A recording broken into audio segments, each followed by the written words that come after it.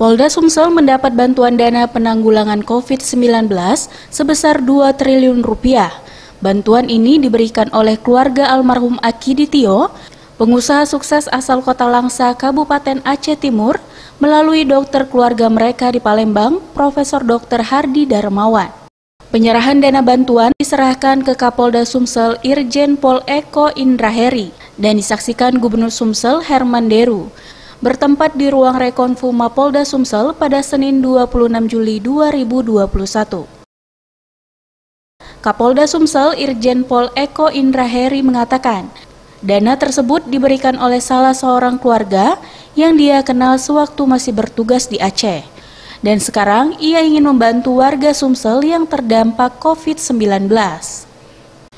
Ia juga menambahkan mudah-mudahan ini diikuti oleh saudara-saudara yang berasal dari Sumsel yang kemudian berhasil di suatu tempat.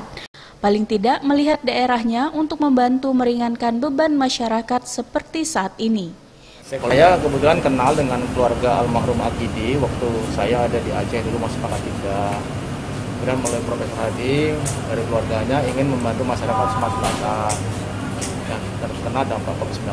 Kemudian beliau secara pribadi menyampaikan kepada saya, tentu ini amanah yang menurut saya sangat luar biasa dan berat sekali. Amanah yang jumlah uangnya segitu besar dan ini kan harus saya pertanggungjawabkan.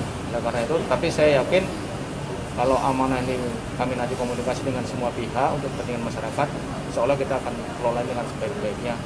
Untuk kami berterima kasih dengan keluarga besar almarhum Akidi dan mudah-mudahan ini diikuti oleh teman-teman kita, saudara-saudara kita yang orang Sumatera Selatan yang kemudian berhasil di suatu tempat, ya paling nggak melihat daerahnya untuk sama-sama membantu meringankan beban masyarakat kita seperti sekarang ini. Tim Liputan Sriwijaya TV.